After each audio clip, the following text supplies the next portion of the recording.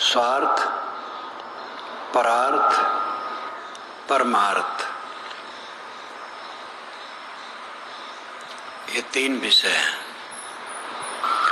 वस्तुतः परमार्थ ही जीवन का उद्देश्य है। स्वार्थ का अर्थ है शरीर की रक्षा,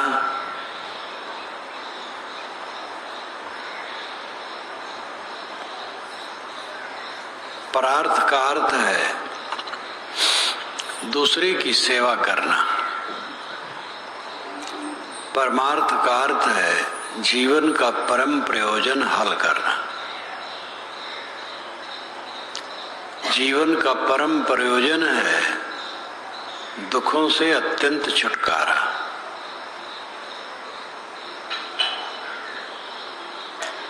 जीवन में दुखी न होना।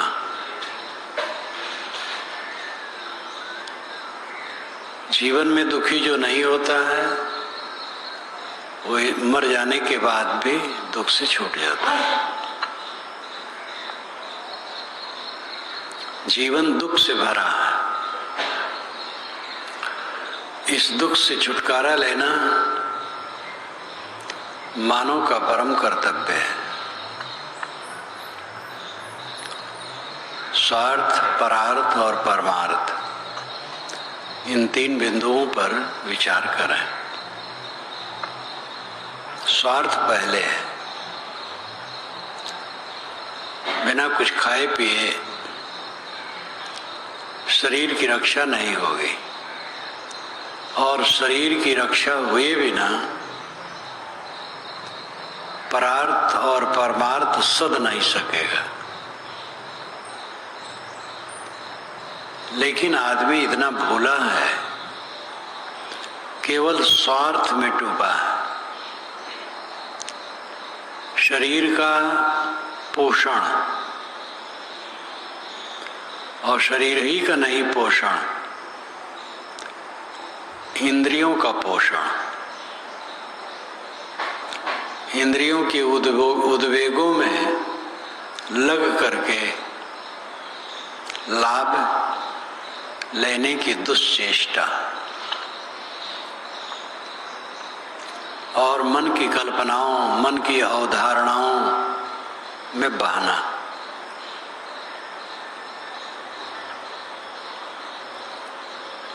हमें स्वार्थ को संतुलित करना चाहिए।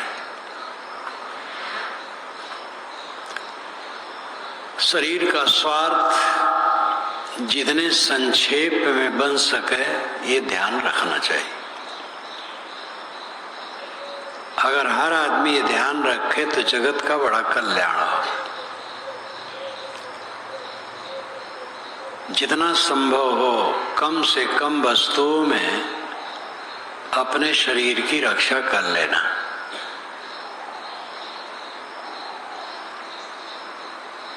फिर परार्थ, दूसरे की सेवा करना।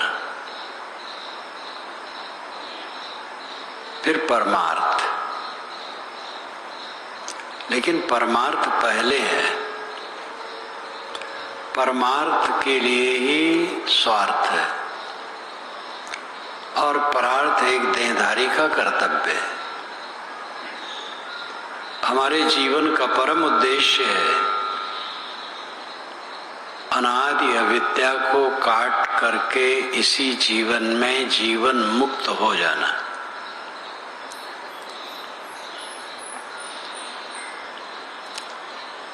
यह काम जो नहीं करता है वो आत्महत्यारा है। मानुष जन्म चूक्यो अपराधी, ये तनकेर बहुत है साजे। सतगुरु कबीर कहते हैं, ऐ अपराधी, तो मानुष जीवन पा करके चूक गया। चूक जाना ही अपराध है। जीवन अनमोल है और भागा जा रहा है। जीवन के अंतराल में विविध प्राणी पदार्थों का दृश्य मिलता है और खोता जाता है। कुछ हमारे साथ रहता नहीं। हम अपनी अहंता ममता बस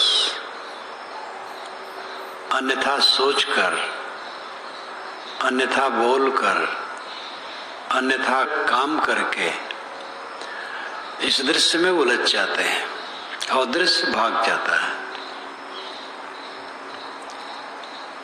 और जो हमारी उलझन है वो हमें पीड़ित करती रहती है। ये जीवन का सबसे बड़ा धोखा है। रूप, शब्द, स्पर्श, रसगंध, शब्द, ये पांचों विषयों का दृश्य है। इसमें हम भूल जाते हैं, प्राणी पदार्थों में भूल जाते हैं। स्थिर होकर के परिणाम सोचकर काम नहीं कर पाते, भावुक हो जाते हैं, मोहग्रस्त हो जाते हैं, क्रोधग्रस्त हो जाते हैं, लोभग्रस्त हो जाते हैं और अंध अनुकरण में पड़ जाते हैं, हवा में बह जाते हैं। शारीरिक, मानसिक, सामाजिक, पारिवारिक हवा में बह जाते हैं। चारों तरफ से झंझा है, जोर की आंधी है। इस आंधी में जो अपने को स्वर्ण स्तंभ की तरह रखेगा वही अपना अंतिम काम कर पाएगा। अपने मन की कुचालों को देखे और उसको मिटाता रहे, अपनी वाणी के दोषों को देखे, जितना संभव हो कम बोले। साधना के लिए तो मौन सबसे बढ़िया चीज है। मौन के समान सुख नहीं है, लेकिन वाणी का उपयोग है, इसलिए संयम कहा गया। बहु बोलन निर्वार, बहुत बोलना छोड़ दो। बहुत बोलोगे तो फंस जाओगे। बहुत बोलेगा आदमी तो बिला बिचारे बोलेगा और अपनी वाणी में ही उलझ जाएगा। कम से कम बोलो, अधिक समय तक मौन रहो, कम से कम बोलो।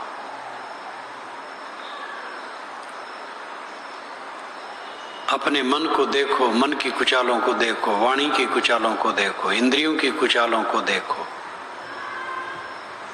आसपास के लोग मनुष्य हैं, कच्चे पक्के हैं,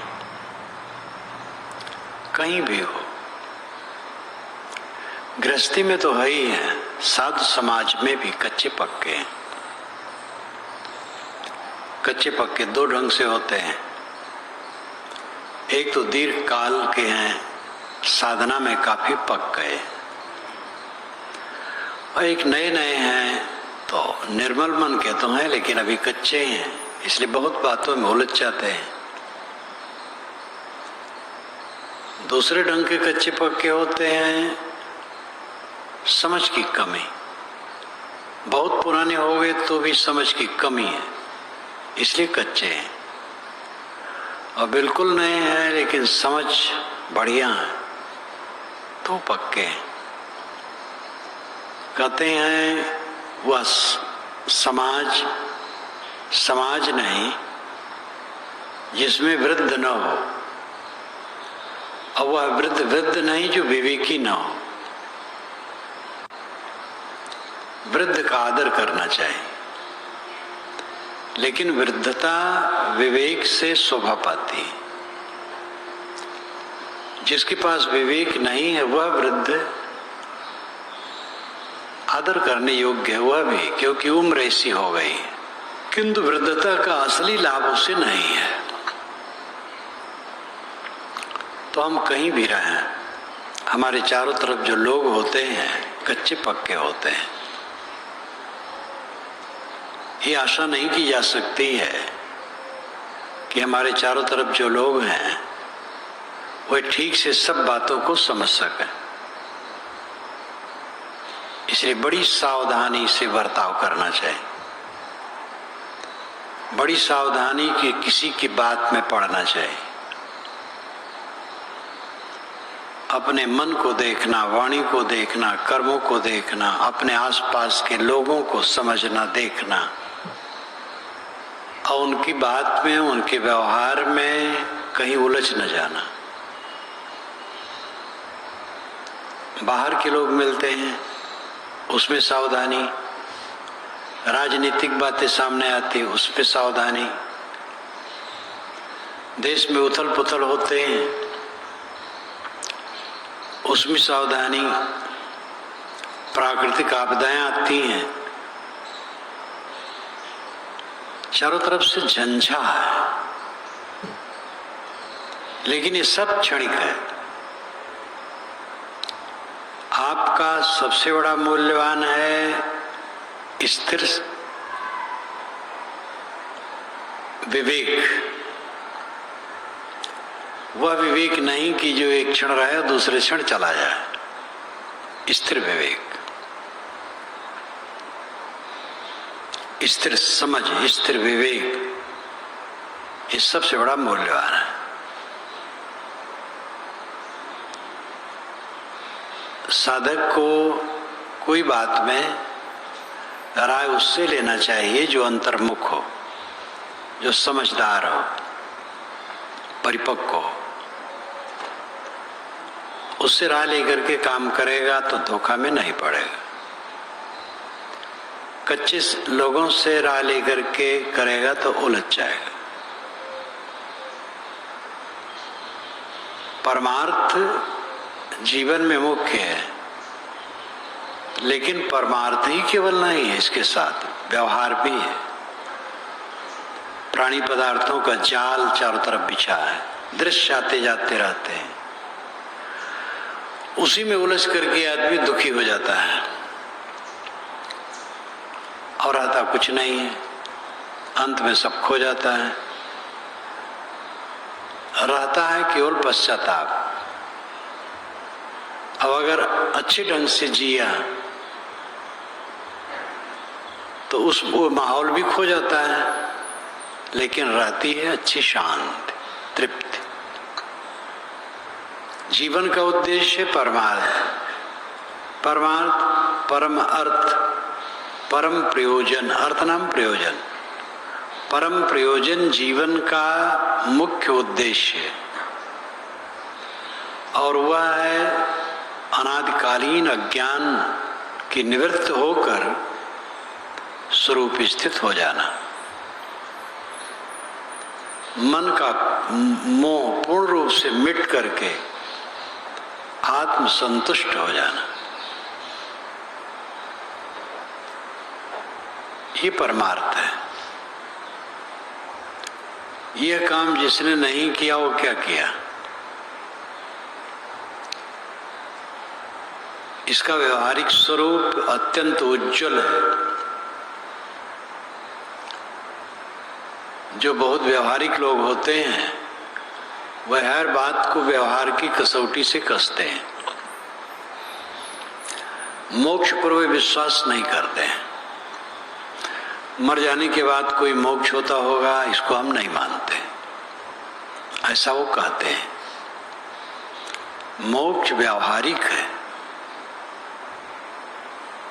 इस जीवन में क्लेश से मुक्त रहना मोक्ष है।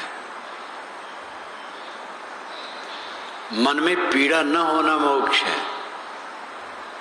गहरी शांति मोक्ष है। मन हर समय सबसे छुटा रहे मोक्ष है। इस समय एक अच्छा डॉक्टर रोज मेरे पास आता है। उसने मुझे आज्ञा मांगी मुझसे कि मैं रोज दूसरे समय 10 मिनट के लिए आपके पास आना चाहता हूं। मैंने कहा आओ। उसने कल कहा कि साहब एक व्यक्ति आया 4 बजे रात, उसके घर जाना पड़ा। 75 वर्ष की उसकी माँ, देखा, कुछ दवाई दिया, लौट आया, फिर बुलाया, फिर गया, फिर देखा, लेकिन बचने वाली नहीं थी। संतोष के लिए दवाई दिया, फिर वो मर गई। तो उस समय भी गया, बच्चे मम्मी मम्मी कह रहे थे पहले, जब मर गई तो कहे भैया आप जल्दी मट्टी उठाओ। क्या करोगे? मिट्टी उठाना है। तो आपकी बात याद आ रही थी, जो आप कहते हैं वही अंतिम सत्यता है। उस सत्यता की तरफ निरंतर आदमी खिसक रहा है। शरीर में आग लगी है, तालाब में डुबकी लगाकर बुझाने जा रहे हैं, रास्ते में कोई अटकाना चाहे, भला अटकेंगे? देह भर चल रही है। जो सच्चा कल्याणार्थी होगा कहीं अटकेगा नहीं, कुछ नहीं। अनुकूल झूठ है, प्रतिकूल झूठ है, सारा संबंध झूठ है। हम स्वयं संसार ताप से तप रहे हैं, दावानल में जल रहे हैं। कहाँ अवसर है अन्यथा काम करने का?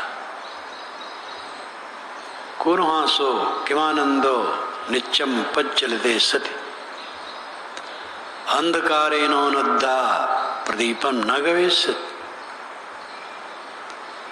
कुर्हासो, क्यों हंस रहे हो? किमानंदो, क्या आनंदित हो रहे हो? नित्यम पज्जलते सति, निरंतर दावाग्नि लगी हुई है। अंधकारेणो नद्दा, अंधकार से तुम ढके हो, घिरे हो। प्रदीपम न गवेष्यति, दीपक नहीं खोजते हो। अवसर कहाँ है अन्यथा सोचने का, अन्यथा बोलने का, अन्यथा करने का?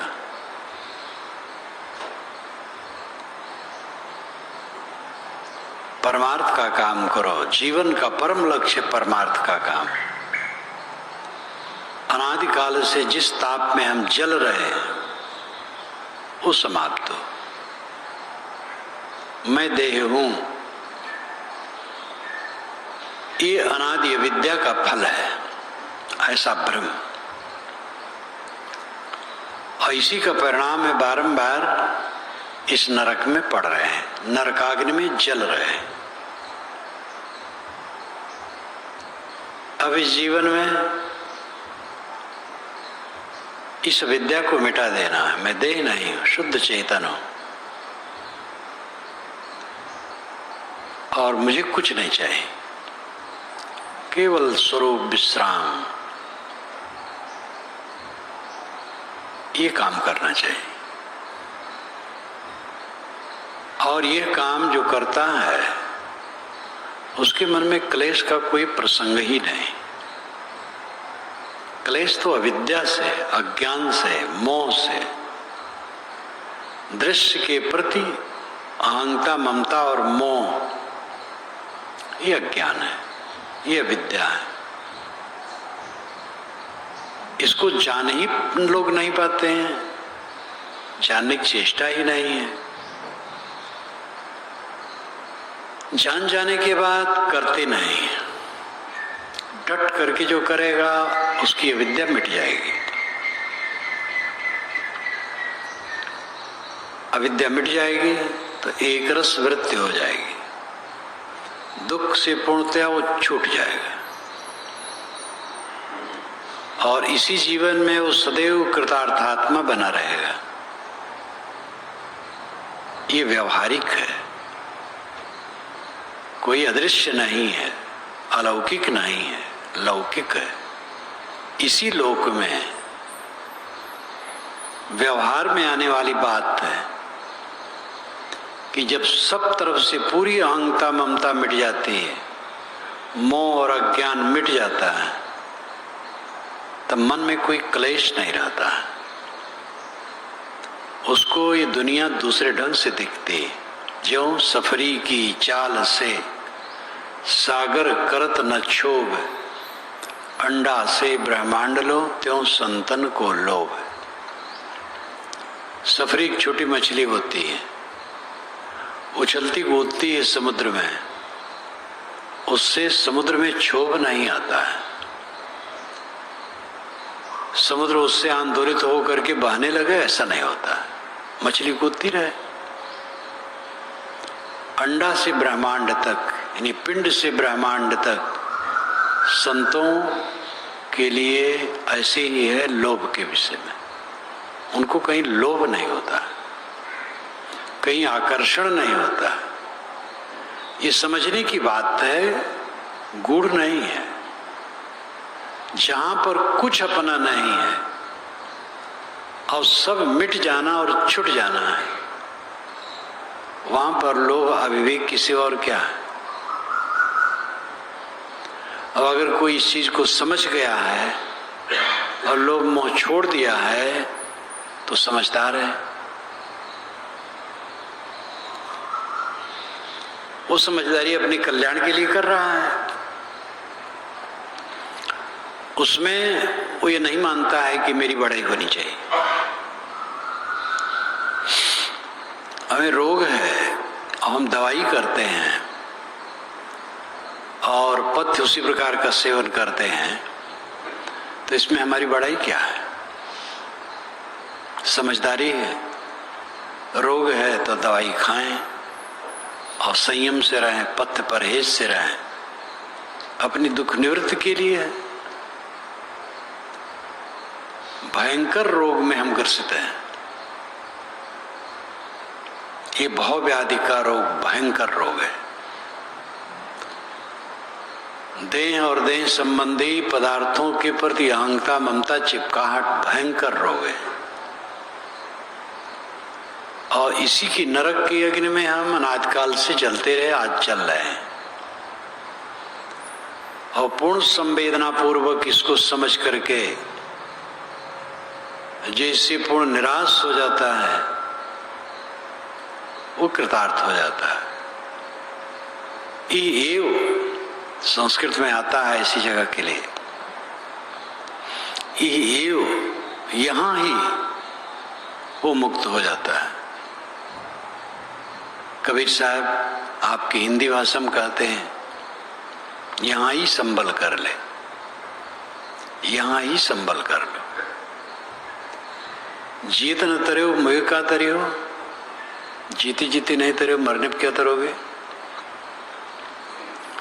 किसी भाषा में हो और उस अवस्था में पहुंचे हुए कोई पुरुष हो और किसी मत के पुरुष हो, जब अनुभव एक हो जाता है तो उस अंश में कथन में फर्क नहीं रहता। यही पर वो दशा है। जो स्थूल बुद्धि वाले हैं उनकी बात अलग है। सगुण उपासक जीवन में मुक्ति नहीं मानते, यहां से जाके भगवान के धाम में मुक्त होंगे। एक मुसलमानों की सभा में मुझे जाना हुआ था प्रवचन देने के लिए, इसी इलाहाबाद में। अलीगढ़ मुस्लिम विश्वविद्यालय से एक मुल्ला आए थे, अच्छे विद्वान थे, उम्र बहुत ज़्यादा नहीं थी, 45 की ही आई होगी। उन्होंने अध्यक्षीय भाषण जब किया तो कहा कि इसमें जितने प्रवक्ता हैं एक को छोड़ करके बाकी सबसे मैं कम उम्र में हूं।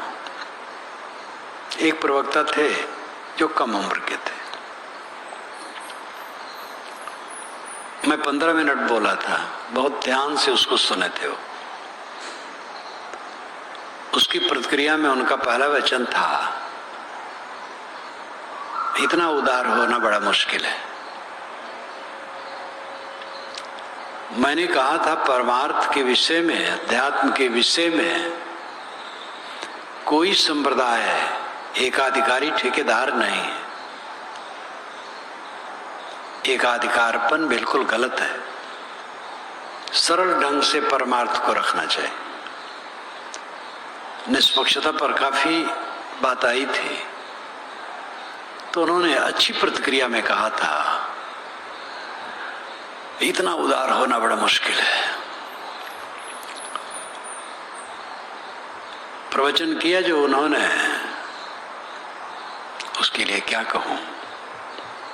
इतनी स्थूल बुद्धि से यहां मुक्ति नहीं होगी, वहां पर मुक्ति होगी, यानी जन्नत में पहुंचने पर। परमात्मा को अपनी आंखों से देखोगे, आंखों से जो देखा जाता है वो परमात्मा होता है, वो तो रूप होता है। तो ऐसे लोग तो बड़े उथले होते हैं, लेकिन मुसलमानों में ही सूफी संत ऐसा नहीं कहेंगे। तो यहां ही इसी जीवन में कैवल्य, निर्वाण, मोक्ष, परम पद, परब्रह्म में लीनता, स्वरूप में लीनता, पारख स्थित, असंगत, जितने शब्द हैं, हकबीनी, दीदार। दीदार देखने को कहते हैं, लेकिन वो देखने का मतलब वही है, अपने को देखना, अपने में स्थित हो जाना। परमार्थ जीवन का परम फल है। ये मानव जीवन केवल परमार्थ के लिए, दुख से पूरा छूट जाने का काम करने के लिए, उसके साथ साथ परार्थ है। परार्थ भी करना चाहिए, दूसरे की सेवा, आपकी जो योग्यता और शक्ति है उसके अनुसार, द्रव्य से, वस्त्र से, अन्न से, जल से, सद्बुद्धि से, विद्या से, औषध से, पैसे से, और भी जो कुछ भी आप कर सकें। सूअर कुत्ते भी पेट भर लेते हैं, केवल स्वार्थ ही साधता रहा तो क्या उसका रहा। अपनी शक्ति से कुछ दूसरे की सेवा करनी चाहिए। परार्थ, आध्यात्मिक, आध्यात्मिक किसी भी क्षेत्र में परार्थ पर सबको ध्यान रखना चाहिए। पर सेवा। एक संत आए थे बढ़ारा, हमारे मूल गुरस्थान पर, बहुत पुरानी घटना, 40-45 वर्ष पुराने, गेहूं रंग के रहे, 50-55 के। वे काम बहुत करें, साहब विश्राम कीजिए। अरे देहिया माटी के का करी, कुछ अड़वा टाली, अड़वा टाले कहें, अड़वा टालना, कुछ काम करना, सेवा करना। ये शरीर का करी, माटी के बेकार हो जाए, कुछ अड़वा टाले। सेवा करो, दूसरे की सेवा करो, ये परार्थ है। स्वार्थ को नकारा नहीं जा सकता। हम भोजन बना के सबको खिलावें, अपना न खाएं, कैसे बनेगा? स्वार्थ भी है, लेकिन स्वार्थ संयमित हो, अमर्यादित ना हो। कभी भी खान पान, रुपया, पैसा, वस्त्र जो अपने शरीर के रक्षण में लगता है, वो कहीं अनीत पूर्वक ना हो।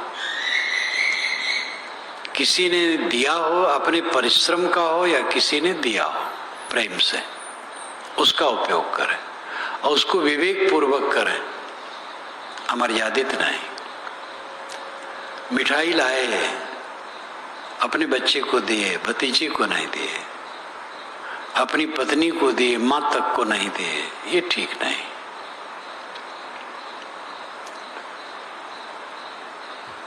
खान पान का जो व्यवहार है अपने परिवार में, समाज में, सार्वजनिक हो, सबका हो।